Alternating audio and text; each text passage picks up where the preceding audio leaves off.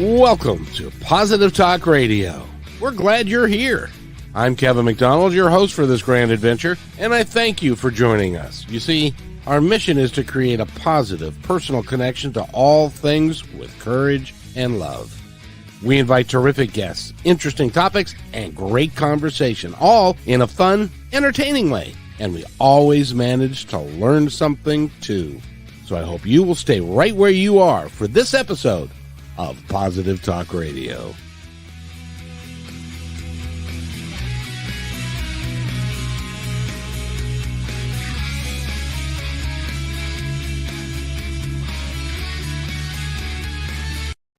And welcome to Positive Talk Radio for a Monday.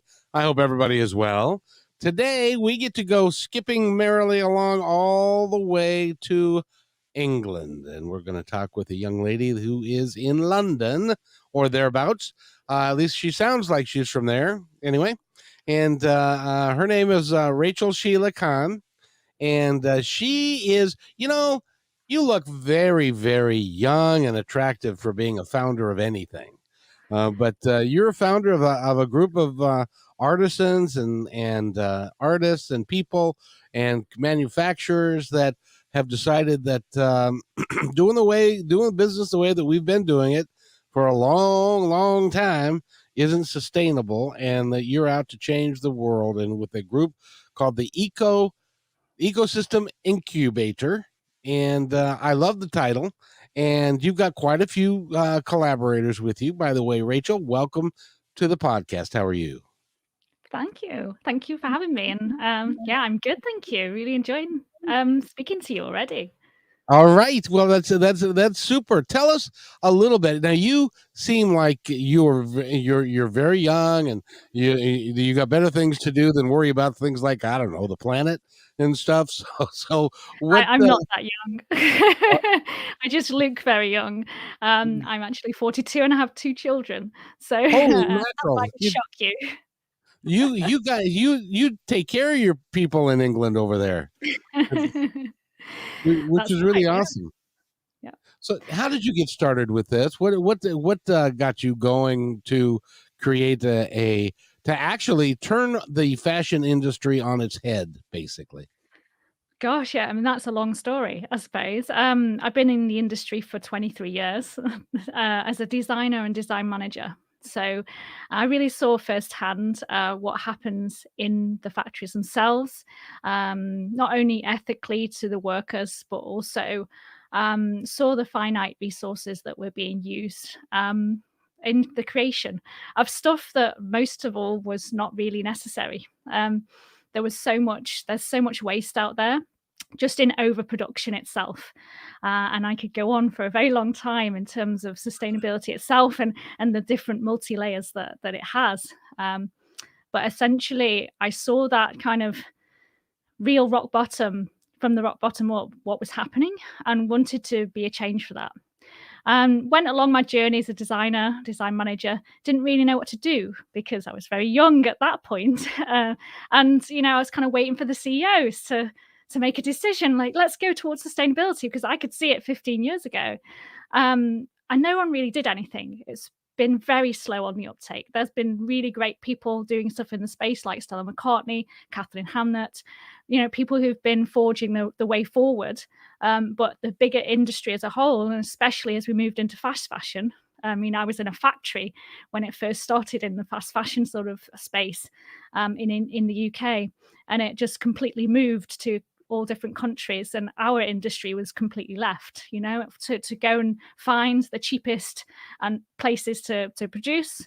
And it was just, to me, that was like sacrilege, because there's so many amazing people who'd been, their livelihood's gone, just because the businesses decided to move and try and squeeze that margin. And most of my years in the industry were spent squeezing that margin, trying to do designs that were, the cheapest designs that I could do, finding the cheapest fabrics that I could find. And to me, I got to the point at the end of my design career where I felt sick to design anymore, and I just thought, I can't do this. And I transitioned towards sustainability. actually when my mum passed away 5 years ago, because I thought, well, this is the time to start doing something in this. And I sat there with my children and I thought, well, I can be something in this. So I started to do events called Style Yourself Sustainable, which were basically to share with the consumer what they could do right here in this moment without having any money, or any knowledge. They could kind of get involved with vintage and eco brands. They could do swap shops. They could sew, and we did some great stuff in that area. And then basically started to create my own consultancy based on all of that knowledge that I'd got over these years of learning about sustainability, meeting people, meeting the brands in that capacity, and my knowledge of product development and design management, and brought that together and created the consultancy. But when I went into the consultancy, I could really see that sustainability was kind of a sticking plaster, for the undertones that needed to be sorted out.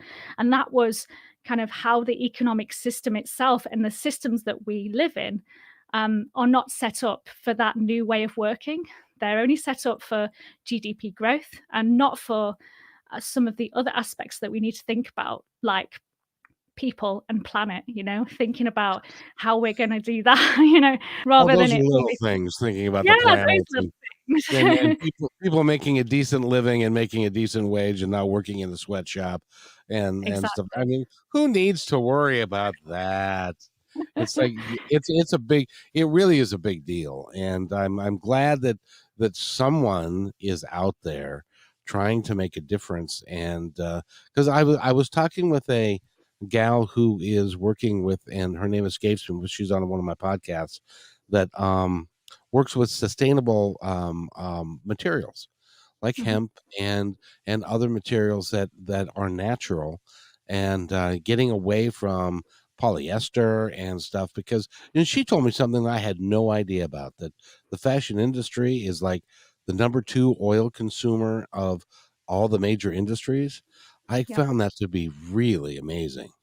Yeah, because polyester became a huge thing because it was so cheap. It is so cheap, and it's easy to clean, easy to wear. But the unintended consequences of that creation was that you're using fossil fuels essentially, and that you're also creating other waste like microplastics when the consumer is washing them, or even when it's being washed in the factories. There's microplastics that go out into the oceans, and basically are polluting our oceans with small, tiny microplastics. And you know, that's just a small bottom line. That's just one fabric. And if you imagine all of the other fabrics that we're overproducing, even cotton, even if you think about natural fibers, they're not always as sustainable as you think they are. You think, okay, I'm going to get a cotton or something.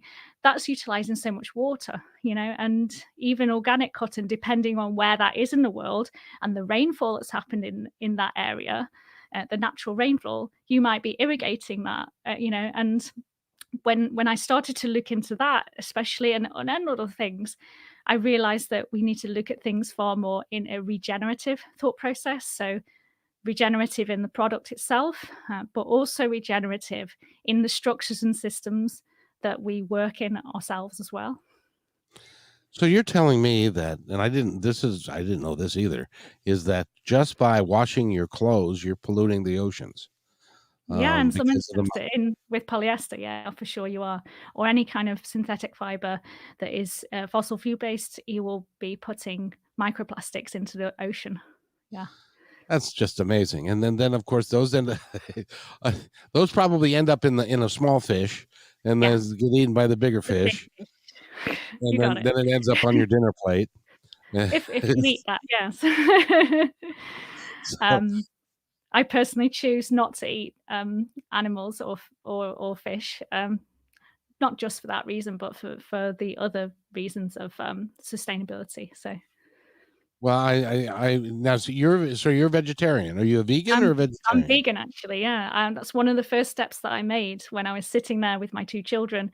I thought, well, that's one thing I can do right here, right now. I can choose what I choose to eat, and that was one of the easiest CO2 things that you can do for yourself as an individual. So Yeah, you mentioned one of my favorite families in the entire world, and that's the McCartney family, uh-huh. and they are all vegetarian and or vegan, depending, Yeah. and that was because Paul. Did you hear the story of how Paul McCartney decided he was going to be vegetarian? Wasn't his wife just vegetarian? I can't remember now. He and Linda, which is his wife at the time, and she's sadly passed away. Mm. They had a farm in Scotland, and they went up there and they had sheep and they had lambs and they had horses and all of that. Well, they were sitting at the table eating lamb chops as their little lambs were frolicking in the front yard, and they said, well, I don't think we're going to do this anymore because we're eating their brother. And so they decided to go vegetarian, and she wrote some cookbooks, and she had a vegetarian line of products and stuff. And I think I, you know, there are a lot of meat eaters, but I think that as we go, we need to curtail it to a large degree, if not eliminate it, because we're going to be, um, In big it's, trouble. it's going to ruin the planet, I'm afraid. Yeah. I think, don't have to go mad with it. I think if everyone reduced consumption, that's awesome. If with everything, eat everything in moderation, even fashion. Like if we just had enough, that's all we need. We don't need to overconsume and overconsume things in the fashion space, especially that are of lower quality that won't last that long. So longevity is such an important part of that. But yeah, going When back did to they the get? Oh, go oh, sorry. ahead. No, it's okay. Oh, when did they get away from quality products lasting a long time and going to cheaper products that don't last as long but are cheaper to buy? Is that because they thought the consumer would buy more cheaply and so therefore they could buy more? What Yeah. was their thought process? It was an economic thought process. It was definitely planned obsolescence, which is in many products, not just fashion, so that it's planned in that the things will run out, and also that the fashion wheel would say, right, the next thing is in trend now, so you have to go and buy that because that one's no good anymore, right? So it Um, was a constant economic thought process to that GDP growth for sure. So it wasn't about trying to give everyone something that they could afford, because it's false economy, right? Because if you buy something that's a fiver and it lasts for five wears, then that's not going to work for you. You'll go in the future, you're going to have to go and buy loads and loads of that same product rather than one that will last for 5 years or 10 years. oh, you're opening my eyes to a whole because I'm thinking about it going, well, heck, that's why fashion magazines are there. That's why they have different changes in fashion desirability based upon Mhm. seasons, because that way they can get you to turn over your wardrobe so that you can be fashionable and stuff rather than looking at it for the long term. Completely. So that really is a marketing gimmick then. Yeah, completely. It's a money spinner. It's to keep you in the game, keep you constantly going looking for the next thing. And there's nothing wrong, but it's just that actually that's not responsible. Yeah, on their part. And I'm not saying this is a consumer problem at all. It's a responsibility of brands and people to really make sure that they're not overproducing. The other issue is that there is just loads of overproduction, so people only might buy a certain amount of it. We'd say in the industry that maybe like there's 10% of the products that might had an 80% sell through. Of course, then there was loads of other products that were created that maybe had 20, 30, 40, 50% sell through. And then because you're not selling them on or you're not doing anything with them, there's so much waste just going to incineration or going to landfill, just of things that aren't even worn, because they want to protect their brand identity, right? Wait a minute, wait a minute, wait a minute. You're telling me that there are companies that if they don't sell something that's right still in the package, and rather than give it to, like, I don't know, maybe like homeless people that could utilize it, and that kind of thing, they either burn it or put it in a landfill? Yeah, because that's the cheapest thing to do. Or sometimes they write it off to charity because you'll get a tax incentive on that, which is probably better, but it's only incrementally probably. But that's the stuff that's not sustainable. That's the fast fashion stuff. That's the even high end brands have done it. In the past as well, and still do. Right. So it's keeping the brand identity and making sure that for some brands, especially, that it's not going on to cheapen the brand itself. So I see that while you were a designer, that I could see that why you were thinking of all of these problems that was going on with the industry. But it's a excuse the expression, it's a big damn industry. How It is. and you decided that you were going to take steps to try and work through it. That was a really gutsy thing for you to do. What gave you the intestinal fortitude to be able to do all that? Hmm. Well, I really went on a different journey. When I moved into looking at sustainability, as I said, I really saw it as a sticking plaster. So then I kind of started questioning things like capitalism and things, and questioning, should we even be thinking in this way? Um, and eventually, I found regenerative thought processes, which are looking at things more holistically and how we can live together in different ways.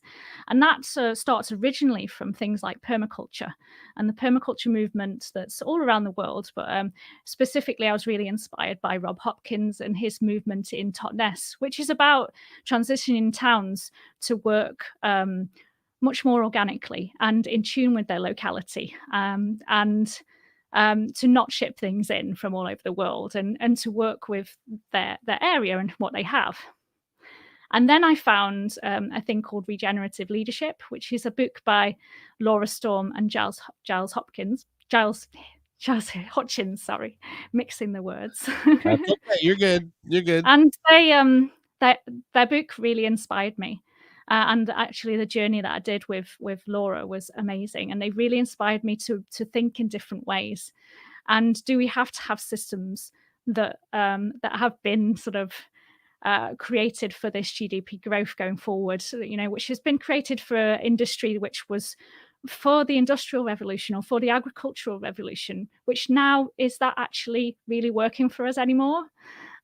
So I tried on how we could utilize their thought processes around new economics and new ways of structuring things. So instead of kind of doing that normal hierarchical structure on a business, which we're used to, right? We're used to a big CEO at the top going, "Whew, I'm just going to take all of the profits. I'm going to sit on my yacht. Whew, brilliant." But Yep. is that really relevant for everyone? Why can't everyone thrive? So we're moving away from that hierarchical structure, and we're moving into a structure which is far more organic and almost like a forest. So that everyone in that forest, if we're looking at this as a metaphor of a forest, everyone in that forest would thrive, and everyone in the forest has a purpose and a need and something, and they're all nurtured. So the ecosystem was born with that sort of thought process around me not being like the CEO sitting on a yacht, me being a CEO, for want of a better word, who is much more of a facilitator.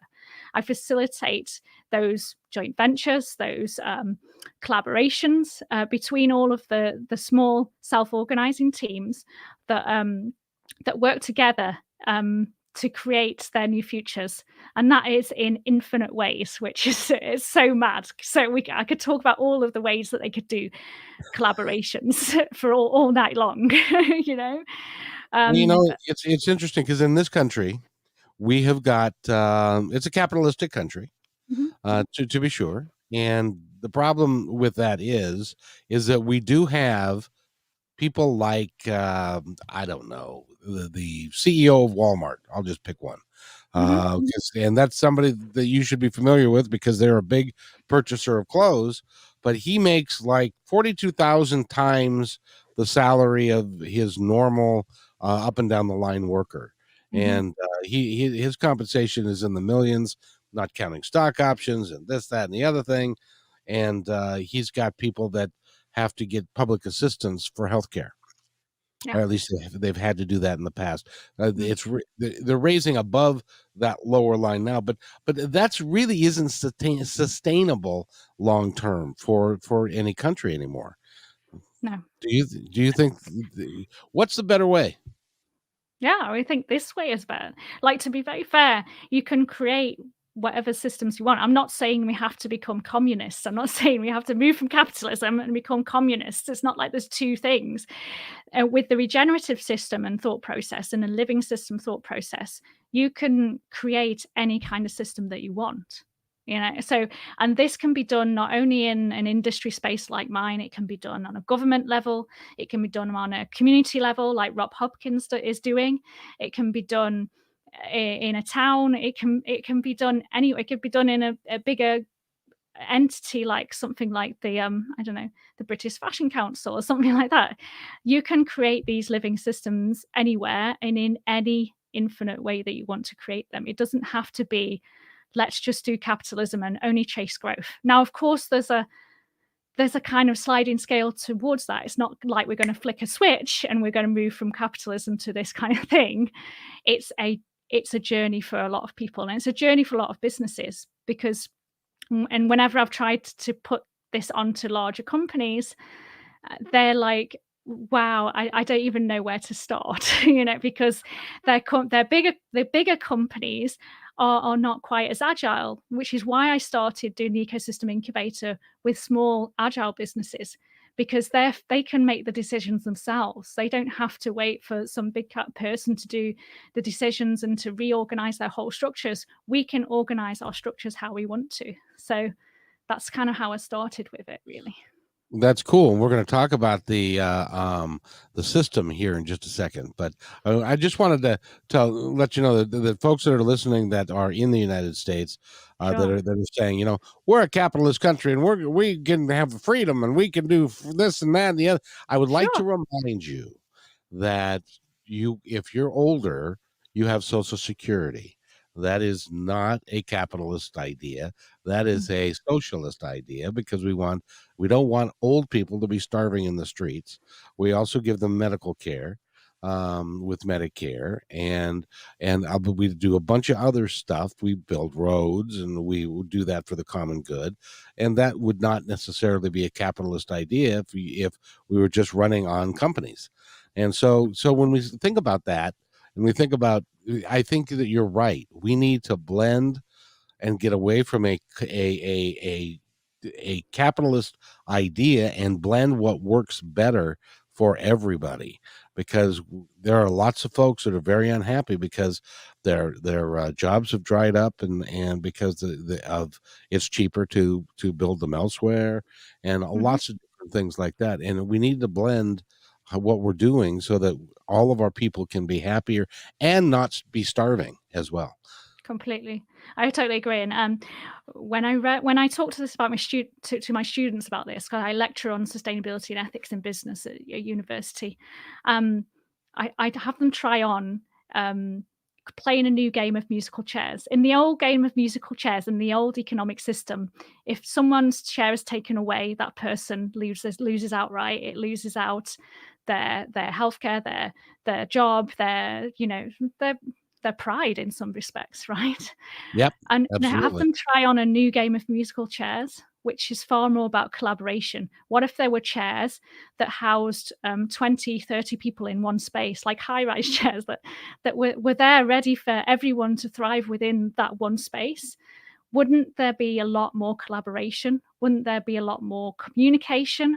And hands together to actually start to work towards something that works for everyone, and not just for the few that are ruthless or quite happy to elbow people out of the way. One of my students actually said, when we did this before COVID, we actually did it in reality and did the game of musical chairs, and he said, "Can I elbow people out of the way?" I'm like, "Okay, this shows how that competition shows up from the old system, right?" It shows up in that kind of thing. Even though he didn't really want to hurt any of his other counterparts, that thought process towards it was very apparent, right? Oh, absolutely. And I will tell you, I'm a firm opponent or a firm believer in, um, and bear with me for a second, but I'm a firm believer in that not only is having everybody work together collaboratively and for the good of all is the human thing to do, where Hmm. we're trying to help each other, but it also is a way for people to feel more fulfilled, to raise their productivity, Hmm. their turnover goes down, the training has costs go down, and people are more satisfied in their job if they feel they're part of the team rather than making $12 an hour or $20 or whatever it is, just being and not having a say, not being part of the whole. Yeah, I just think it's just a better way to go. It's a better completely. people like to people don't leave necessarily because they're not getting paid. They leave a job because they're not satisfied with the corporate environment, if you will. Yeah, they don't feel related to. And a lot of this, the thought processes went through for the ecosystem was to relate to people. I'm not saying that I designed it all myself. I actually co-created it with many other professionals and people that came into the space, or students even, and asked them what they wanted out of an ecosystem, what they would want to see out of it, right? So it's That's not like just a CEO going, I'm doing this and this is going to be, I can facilitate that, but for it's them who co-create it. Well, for some of them, that was a quite unusual thing for you to actually ask, because it's like, Yeah. hell, nobody's asked me that before. That what do I think? I've always been told this is the way it's going to be, and then there's a memo on the wall, and that's what happens. But you're going to allow me the ability to collaborate and to grow within my department, within my place, and to grow and be a positive influence. I think Yeah. it's wonderful what you're doing. It breeds like innovation also because people feel heard, and they feel more inclined to be able to put their ideas to a smaller team, which might actually come to fruition, than have it go up the system and not be listened to. So usually you'll go to your department manager or your whatever, and eventually it'll get to CEO, and they might say yes or no, 2 years down the line. This can be creation in action. It can be really agile and really quick.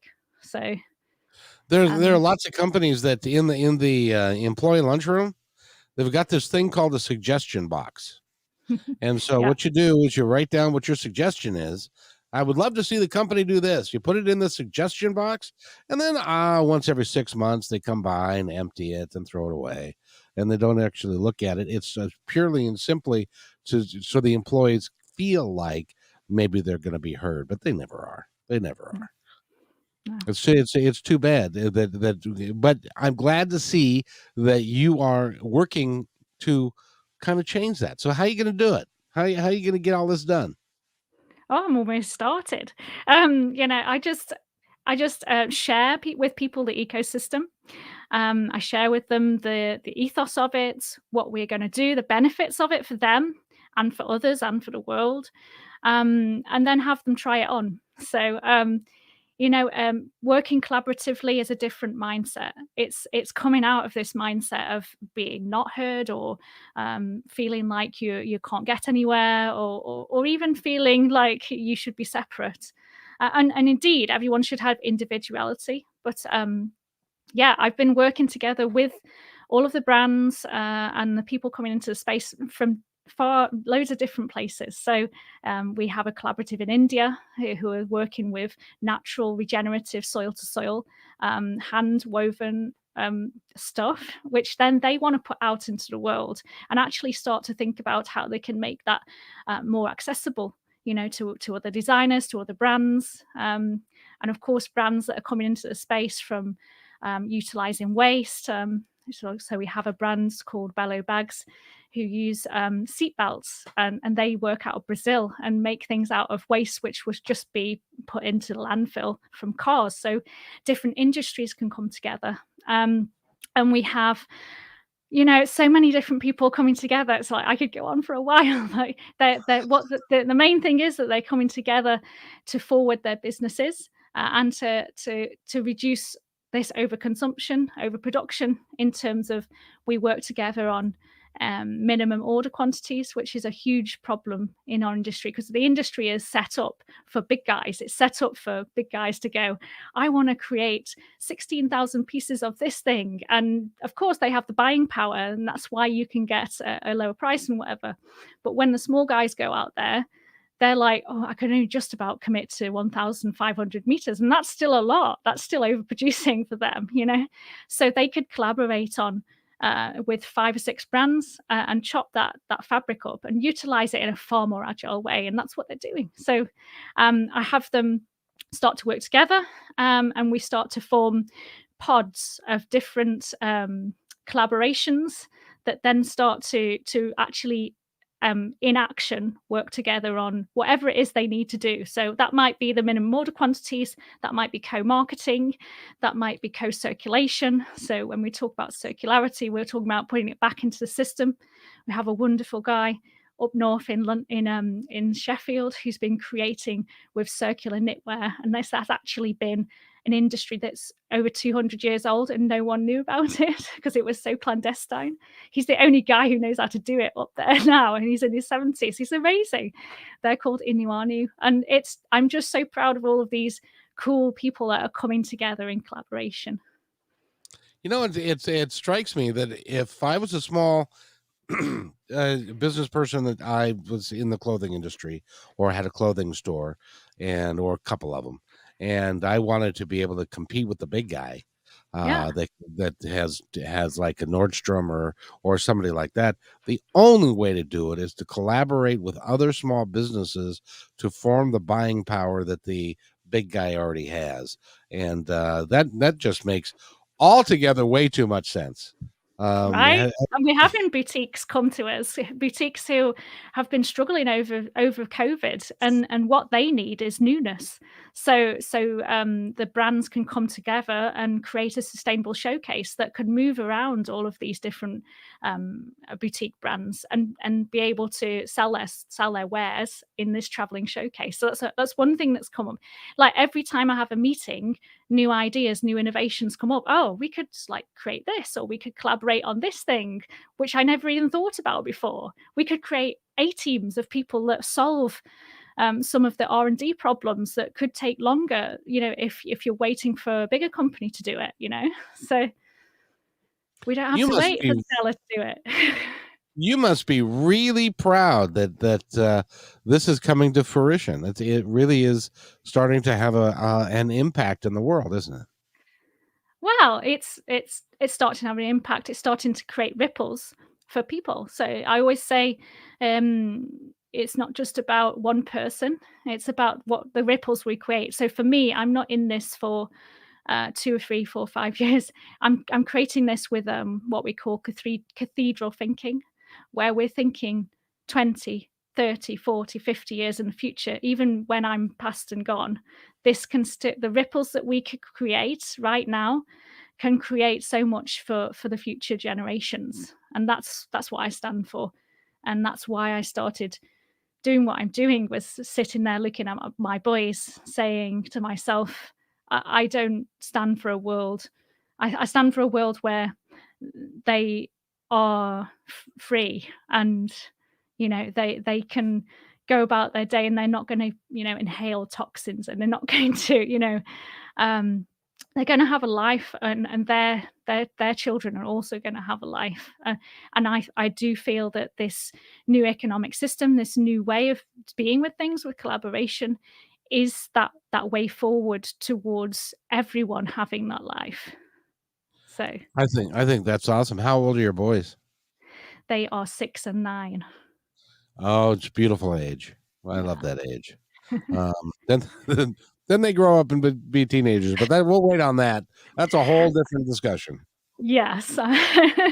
I'm sure they'd be lovely. Oh, eventually they will be, yes. Yes. But there's going to be a couple of moments when they're going to lose their mind.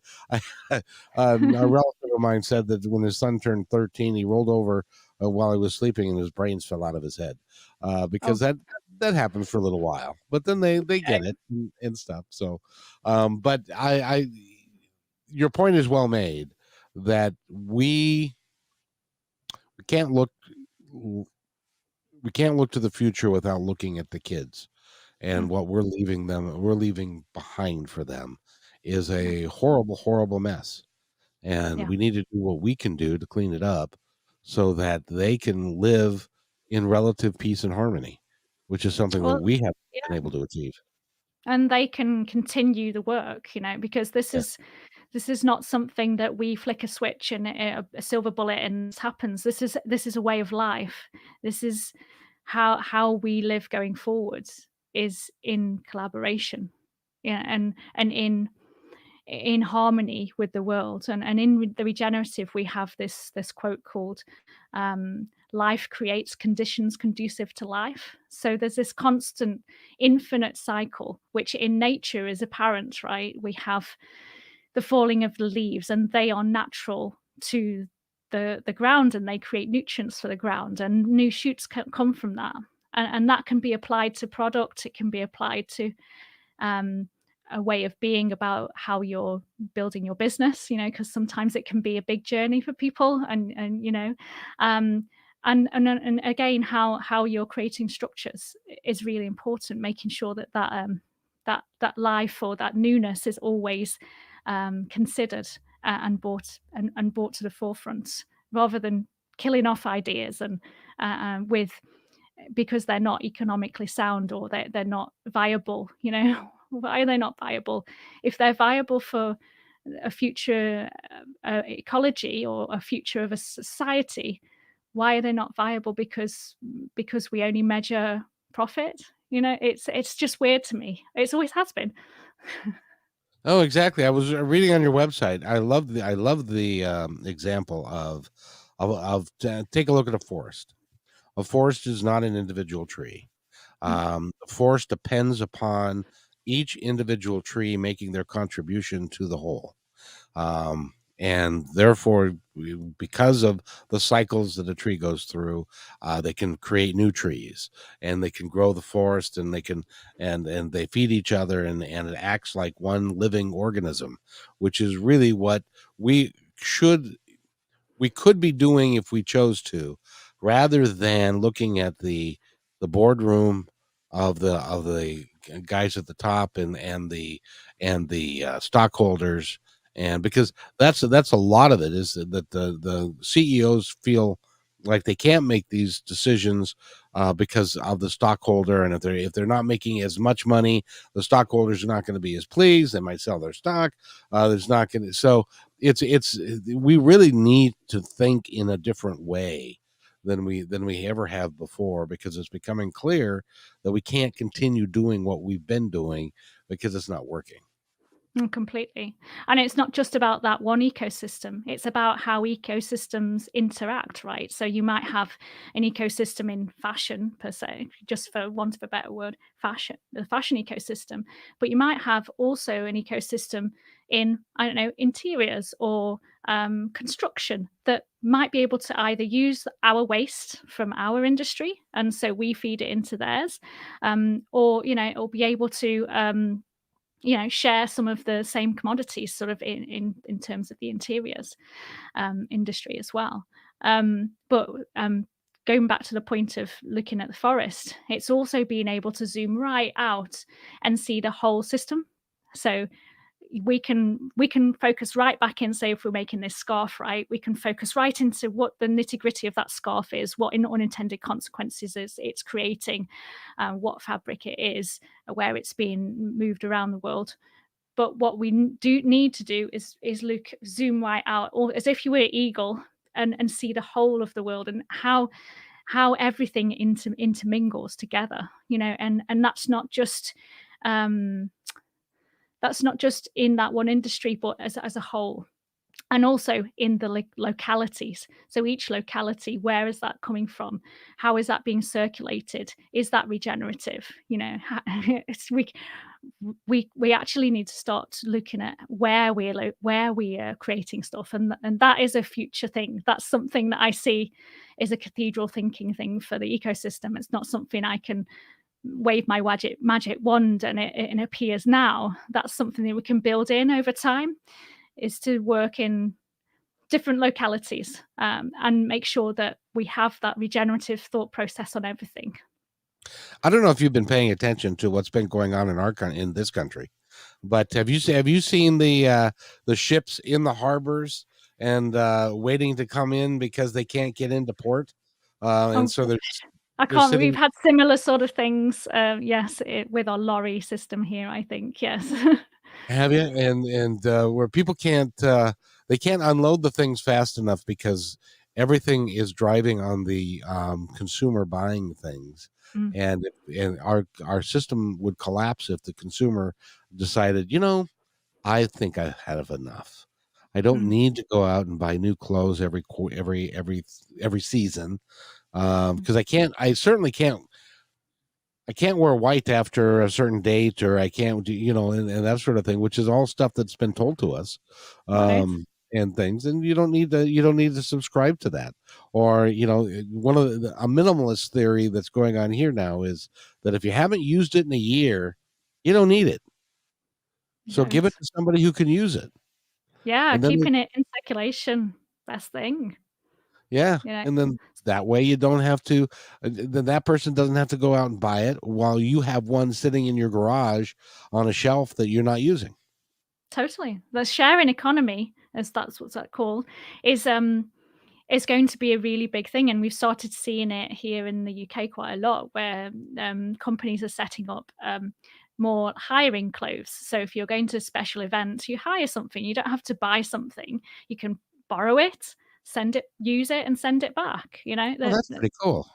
Yeah, and there's loads of things like that, that we might have, a library of things in our, and there's a few actually here in the UK, called Library of Things, where you don't always need a lawnmower, right? Your lawnmower is generally sitting in your garage waiting for you to decide you want to mow the lawn, but that's maybe a monthly occurrence, a 2 monthly occurrence, whatever. It's definitely not a year-round thing for us here anyway.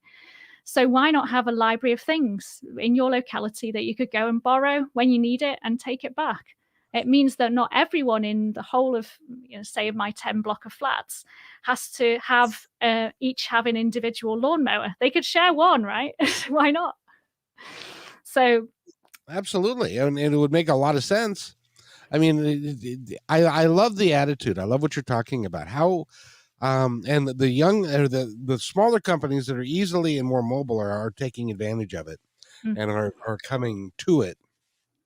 How are you going to get? How do you think a conglomerate or a big guy? How are you going to convince a big guy to come along?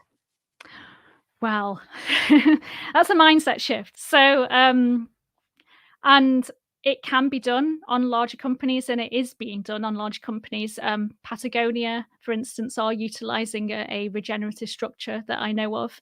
And it has actually been done in a care company over in the Netherlands, which have utilized regenerative, what was it? Reinventing Organizations. So there's a book called Reinventing Organizations by Frederick Laloux, and he's actually designed a structure, creating these self-organizing teams, which is essentially what I've utilized in the ecosystem.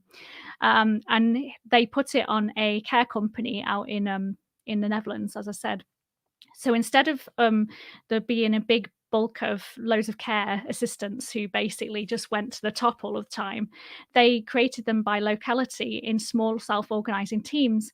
And it's been proved that actually they were far more agile. They actually created more abundance for the company itself, and they were far more innovative with their ideas. And just because they didn't have to wait for the top person to say, do this, do that, they actually did what was correct in their locality and to each of the people that they were caring for. So this regenerative structure can be put onto larger companies. It just needs for the CEOs to become, instead of thinking about things in a hierarchical state, to think about things as if you're much more of a facilitator of change. And that's a biggie, right? It's a big thing to try on. So um but Yep. it is being done, it is being done. And I know Laura Storm is working with a lot of people on that level of business. So do look her up. I really think that long term, businesses are going to determine that that is actually a more progressive and a more productive and a more profit driven motive or system, Mm. because there's a lot of money that's wasted along the way Yeah. in the current corporation.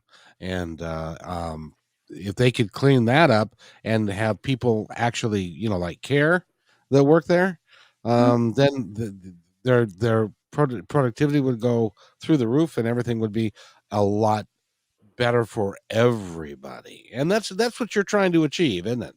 To Yeah. make it better for everybody, so that nobody's Yeah. left behind. Exactly. And it's funny you should say stuff like, finding that way with it, because when we were discussing doing this, it was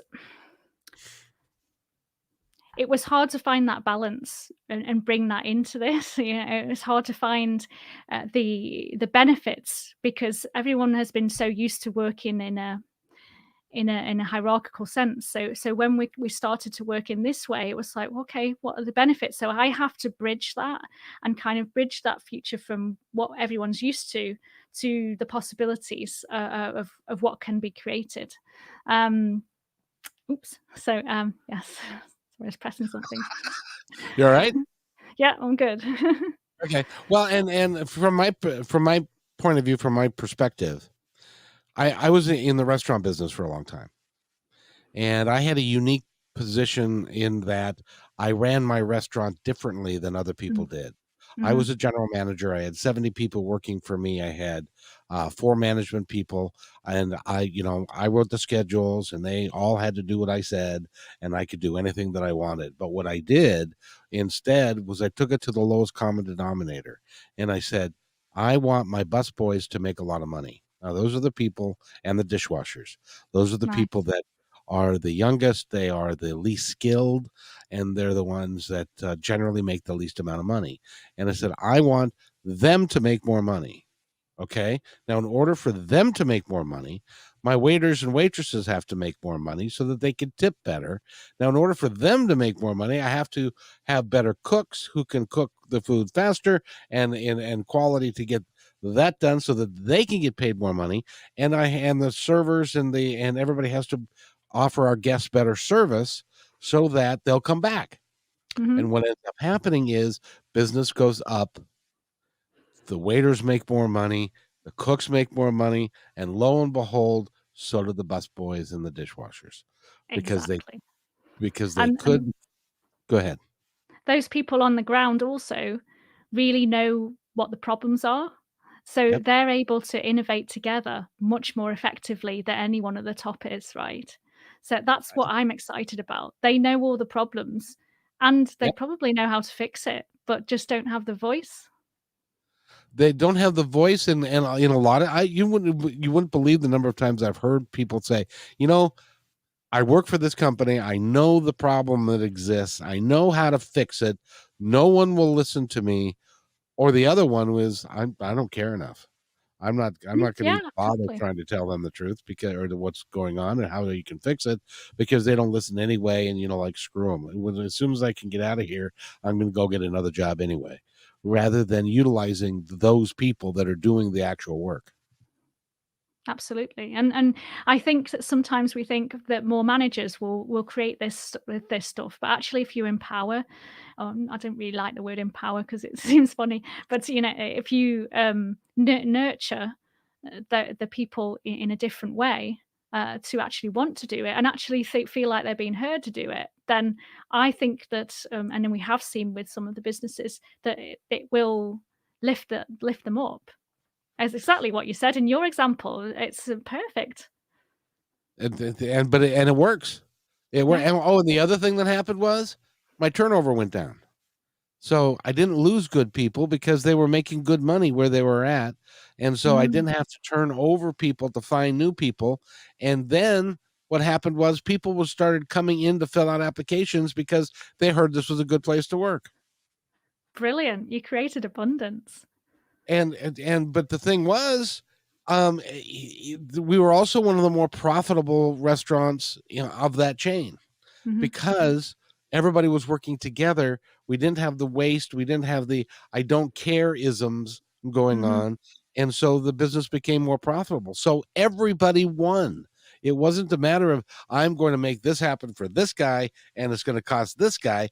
Everybody got to win. And that's what you're trying to do. I love it. Yeah, exactly. And everyone gets to win what they want. Because some people just want to put food on their table for their kids, and that's all good. I just want to have enough, to live in the way that I've been living, on a middle management sort of salary. That's all I want, and it's not much to ask. But I want, I want to be able to do something that's, on purpose, for purpose, and not just about just turning up to a place that doesn't serve me anymore, or that doesn't have heart. And I do think, for me especially, it is about creating business with that heart. Exactly what you were talking about with what you were doing in your catering thing. It Brilliant. is it is vital that everybody feel a part of the whole. Hmm. And you can't do it with management personnel. You do it from the bottom up. I'm a firm believer that you do it from the least among us. I think there's a book in there that says that somewhere. From the least among us is where we need to start, because if we lift them up, we lift everyone up. Yeah, And it's about them lifting themselves up. Like, we're creating some ideas with bottom up mentality. Why do we have to have brands? Why couldn't the factories become a brand? There's no reason why, if they have access to building with consultants like myself, designers, product developers, they could build probably a better product than a lot of the brands do, because they have that on the ground knowledge of how to make it, like, really intimately. So they could create really cool stuff with the right team, or pod, as I like to call them, you know? I love your concept, I wish you a lot of luck. By the way, we're talking with Rachel Sheila Khan, and she is the founder.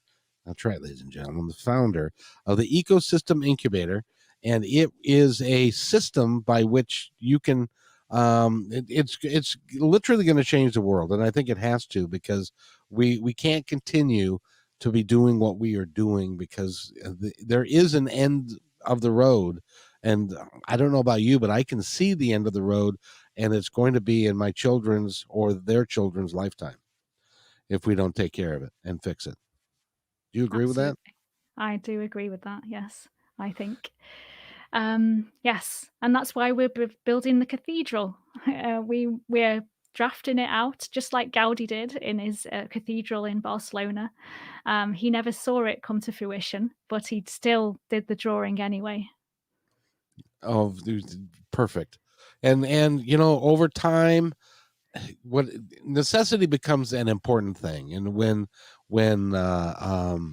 they realize that they've got to change, when they realize that there's no cheap labor left, that nobody wants to do that anymore and stuff like that. It will change, but it takes a lot of time, and you're just facilitating that for them. And I think giving them an alternative, because I really think, honestly, your alternative is the way to go. Thank you. And we can actually create, and we are looking at different industries as well. I started in the fashion one just because that's my niche, that's my knowledge. But other people from other industries are going, that would be good for my industry. So I'm having conversations with them for them to start creating their own ecosystem, and to help facilitate that. And then the ecosystems can talk together and share nutrients as well. So, Oh, I I'm think really looking forward to that kind of, evolution, even though this is, I mean, very young for me too. So I've only been working on this for about a year, and only inviting, people to fully join the last 2 months. So, really. yeah. Oh, you must be ecstatic with the growth that you're experiencing. With abundance, yes, definitely. Just even in abundance of creation and innovation and thought processes, and all of the things that people are collaborating on, just in terms of how we do things, and what they want out of the system, and what could be possible. like I said, anyone that comes to have a conversation with me sees a different way of working or a different avenue to build with. So it's so exciting and creative to be in that space, and that's what I love, being creative and having people try it on. That's really cool. Now, when they try it on, do they ever take it off? Some people do, yeah, because it's too big for some people, and that's all good, that's their journey. I'm here to nurture it whether they do or they don't. So, Oh, you're awesome. You know that, right? thank you. I've been told I'm awesome, yes. We Brits are not very good at saying we're awesome. But thank you, I am awesome. That's right. Take it, live it, own it. You've earned it because you're doing some extraordinary things, and you're far from being done. By the Oh way, gosh, no, I'm not done, never. by the I way, will keep going. the 40s are not are the old 20s. So consider yourself like 22, 23, and you're fine. Perfect. Yeah, Perfect. I will. I'll just say, "Now I'm 22." that's Yay. right. Because you've got 50, 60 years to contribute, and before Yeah, you're done, you're going to have a remarkable resume to show. thank you. So Love it. we've been talking with Rachel Sheila. I can't read. Help me. I can't read. Rachel Sheila Khan, and she is the founder of the Ecosystem Incubator. And go to the ecosystemincubator.com, right? Yeah. No, wait a minute. Is that the right Yeah, that's the right what one. is the email? The Or what ecosystem is it? incubator. It's the ecosystemincubators.com. Yes. You're And absolutely right. if somebody wants to contact you by email, how do they do it? Ooh, that would be my consultancy email actually, which is rachel@circular-earth.co.uk. Oh, very good. That's my We'll put consultancy, Circular Earth. So, when we put this up, we'll put your information with it so that fab. people can find you, because people need to go and pick your brain, and they can take, because this is a system that you can take into any company and take Absolutely. it into any small operation and collaborate with other small operators to do some incredible work, and to help your employees, help mankind, and get rid of some waste and all that kind of stuff. It's just phenomenal what you're doing. Yeah. Thank you. I love it. Is there anybody else doing this type of thing that you can think of? Are you like out there, or is this like a trend that is coming? Um, there's no one that's doing exactly what I'm doing that I know of. There are some people who are creating different ecosystems or different ideas. I don't know of them yet, but I'm sure my friend Jose will introduce me to them. So, and there is a lot of people in the regenerative space, but it's very holistic. Um, and what I'm doing is doing something more in action.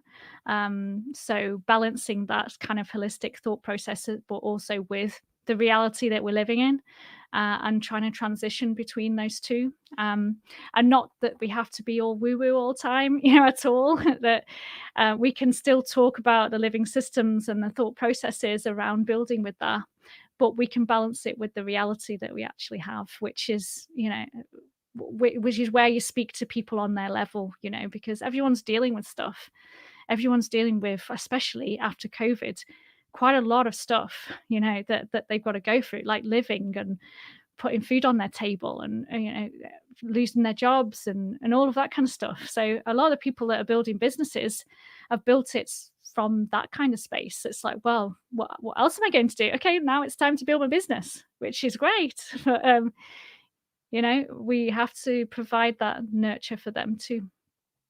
We are finding that COVID, like everything, like you were talking about, that businesses and decisions they make sometimes have unintended consequences. Hmm. Uh, the unintended consequences of COVID is we're learning how to communicate at a different level. Look Yeah. at this. I'm in Seattle, Washington, and I'm having a beautiful conversation with Rachel, who is in London. and it's real time, and it's happening, and it was set up easily and done. There are people working out of their homes that people didn't used to be able to do that. They're doing it. So everything is changing, and now is a great time to initiate the change that's going to have to take place, because we can all see it, between global warming and the pandemic and all that stuff. So I'll get off my soapbox and won't talk about that anymore. But if you want to go find out more about what Rachel's doing, go to the Ecosystem Incubator.com and find out all about what she's doing. She's got a bunch of collaborators there, and it's a great thing. I would like to thank you for coming on to the program. And will you come on again? Yeah, come on again. No problem. No, good. Well, I want to follow the progress that you're making as you go down the road, and stuff, and because I sense there's big things brewing. I think it's going to be a really big deal. And I'd love to acknowledge Asher for sort of collaborating and sending me to you somehow. He was excellent. See? Well, what's interesting is that I think Alicia, I can't remember her name exactly, but she sent Asher to me, so it is a collaborative thing of people getting together for the good of all. And that's what I'm doing this for, is to bring people like you to people that wouldn't get a chance to hear you. So that's why we're doing this. I love that. Fantastic. Thank you. Yeah. So it's all at the end of the day, it's all a village. We're all yes. That's what someone said today. They said on the co-marketing meeting that we were doing, they said it's almost like you've created a village and you've just asked everyone of their different skills to come together and create this village. And he said it's beautiful. I was like, yes, it is. It's dynamic, and not only is it beautiful, but it's not airy fairy, and it's not out there. It actually can make you much more productive. Everybody can make a living, and they don't have to have sweatshops. They don't have to lose their job for somebody to work in a sweatshop or whatever. So completely. I think what you're doing is great. Thank you. So thank you so much. And if you'll stay right there. By the way, I forgot to do this. I'd like to offer my guests an opportunity to tell the world, all the people that are listening now and in the future, anything that you would like them to know. Ooh, wow. Gosh. Oh, I'm going to say comparison is rarely useful. Ooh, I got to write that down. That's good. It's one thing I use weekly, especially with other people as well, because it's like they're constantly comparing themselves. And the phrase that was said to me from a very wise person was, comparison is rarely useful, and it served me very well in not looking too much into things and kind of really going on the journey that I need to go on, and not kind of having to constantly go, oh no, I'm not as good as this person or that person, and all of that kind of thing. So yes, I would say that it's that. At the end of the day, it doesn't matter. You are who you are, and just continue doing what you're doing, and you're going to be very successful doing this, and then you're going to help a lot of people, which is why you're here on Positive Talk Radio. You're exactly. Going to help people. So, thank you, Rachel. So stay right there, though. I've got to do this, and I'll be right back. Okay.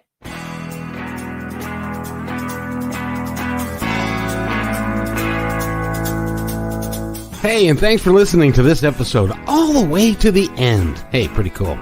Hey, don't forget to follow us so you can receive regular updates and new posts. And remember, take care of each other, because each other's all we've got. See you next time on My Independence Report.